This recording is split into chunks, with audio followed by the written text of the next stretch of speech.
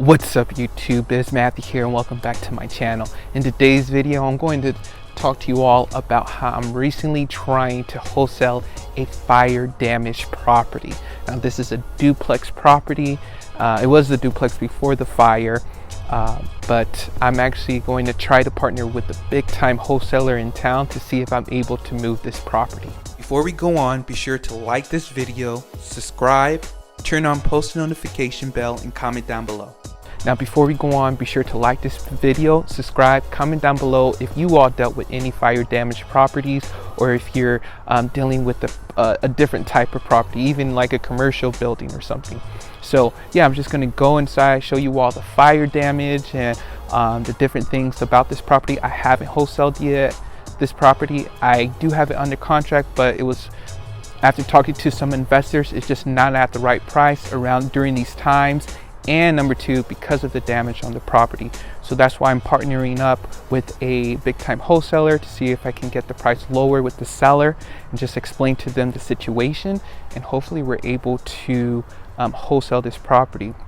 And by partnering with another wholesaler, one with an established company, because you know, as you all know, I'm just documenting my journey. I'm not making hundreds of thousands of dollars a month on this business, but just documenting for myself and for you all to learn from my mistakes and learn from me, and I give you guys tips and advice that I learned on the way. So with this property, partnering up gives me two advantages. Number two, it helps me help the seller actually sell the property, and then number two, I also get to establish a working relationship with one of the biggest or the biggest wholesaler in this city. And so even if I'm making $5,000 or $3,000, at least I get that networking, you know, I get that contact information that we can do other deals together. They can come to me and I can come to them. So I hope you all enjoy this video. I'm about to just show you all the damage inside, and then we can go from there. All right, you all, so we're entering the property. So this is unit A. So this was the duplex before the fire, but in my city, if the electric's been off for more than, I believe, 100 days, it automatically goes to zone 1, which is single family. So yeah, this is the first unit where the fire damage happened. So the firefighters had to cut holes in the ceiling, you know, different things like that for the circulation. This is the kitchen and whatnot. And then here is the fire damage. I don't know if you guys can see, but it happened in the bathroom. Pretty rough property. Happened right there in the light fixture, if you all see that. And then it went all the way out, and there's the toilet. There's everything.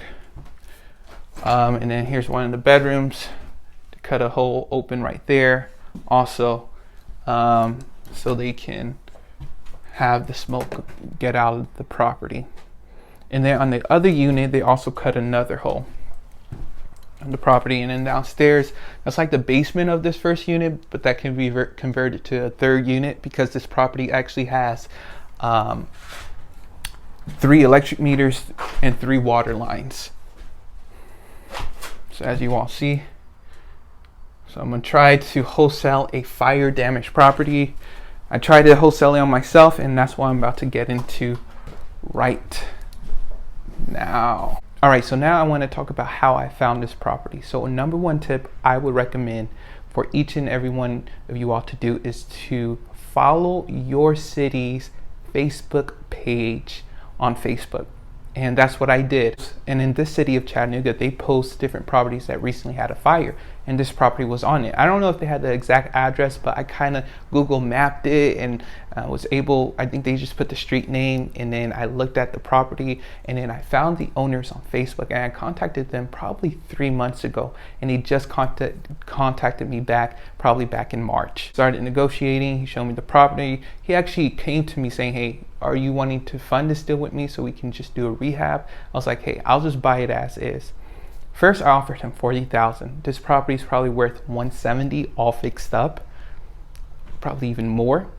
So I offered him $40,000. He said no. So we agreed upon $50,000. And so I shot it up to my sellers for $68,000. Super high. I should have not done that. I should have just shot it up for around $60,000. But anyways, I got no bites. People were telling me, hey, I'll buy it for 25,000. It's worth 30,000. And so I was like, okay, dang, what should I do in that situation, right? So recently I decided to just contact another wholesaler in town, a big time wholesaler. They do close to 6 figures a month, but they're in different markets too. So not only this market, because this market is not like your largest market, right? So they go out to different surrounding southern cities around the South. And so, yeah, and then I contacted him saying, what do you think about this deal? What should I get it under? You know, are you willing to partner up? He was like, yeah, you know, try to get it under contract around 30,000. I was like, okay, I'm going to try. So I'm going to contact the owner today. I'll let you all know how that goes. And if this deal closes, that's great. You know, I get to help the seller and network with another wholesaler. If it doesn't, you all can learn from my mistake, and I'm being vulnerable out here, just showing you all the ins and outs of this business, because you know it's kind of, you know, nerve-wracking showing your mistakes on the internet and people criticizing you for it. So even if you don't close the deal, but I just want to be vulnerable so you all can learn, and someone has to be vulnerable. Someone has to share their mistakes for other people to learn, and so I'm willing to do that for you all. So I'm going to try to get it under contract 30K. The seller might tell me to go home. No way, no Jose, you know, no way Jose, but we'll just see what he says. I mean, these uncertain times, you never know what a seller might say. I'll just explain to him the situation, how I show my investors this. The fire damage is more intensive than I thought originally. And number two, you know, my cash buyers are a little bit, you know, hesitant in what they're going to buy for a property, right? And so, especially during these times. And so hopefully the seller can understand that and we can move forward with this deal. If not, well. And yeah, I'll just show you all a little bit more of this property on the other unit, because they do have another hole on the other unit. It's a 4-bed, 2-bath, 2-level unit, and so that could bring in probably close to $1,000 a month, between $900 and $1,000 a month around this area.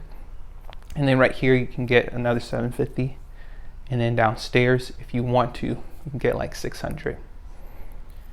So with that cash flow, I know it can be enticing for a lot of investors. I just have to get it at a steep discount. Number one, because of these times, because of this pandemic, and then number two is because, you know, there's been a fire on this property, right? And this is probably like a good $80,000 rehab job. So I understand a rehabber might be hesitant to do. You all can let me know in the comment down below what you all would do in this situation, how you all would take on this property and different things like that.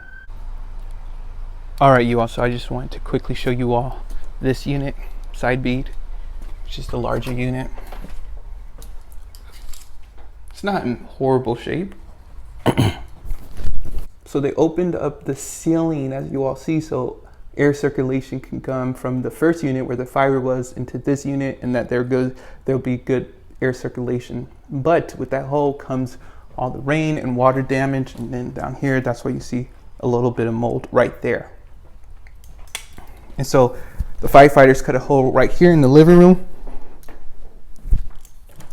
and also right here in this other room, as you all can see. And then there's a bedroom down there, and then a bathroom, and then 2 bedrooms, 1 bath downstairs. I'm trying not to breathe here, it's so horrible. All right, you all, I hope you all enjoyed that video, just me explaining how I got this property, how I'm attempting to wholesale it with another wholesaler in town, and how I need to renegotiate with the seller. So with this particular property, I have contacted the seller already, and in the next video we'll speak about what happened with that. I can guarantee you all the seller already went down in price, but how much, I'll let you all know in the next video. And just comment down below on if you all deal with fire properties or different properties where it was like a commercial building or just strange, it was just a different situation, and have you all had to renegotiate a price with the seller? Were they willing to go lower? How much lower? What kind of tactics? What did you say to the seller to make them go lower, and other things like that? Please comment down below. And have you all partnered with any other wholesalers in your town, or big time wholesalers? Because I think that's very important to network with people, to saying, hey, you know, we are going after the same deals, but there's enough meat on the bone for all of us to eat, right? So, and I just love that, because with this collaboration, you know, this brings in more deals for your business. And a lot of people think, oh, just take. But actually, when you give, you receive. That's a biblical principle for you all to have during this weekend. But yeah, just comment down below, like this video, subscribe. I hope you all have a great weekend, a great week whenever you see this video. And thank you for the support. We're now over 1,400 subscribers. This is crazy. Follow me on Instagram @BizMatthew. All right, talk to you all later.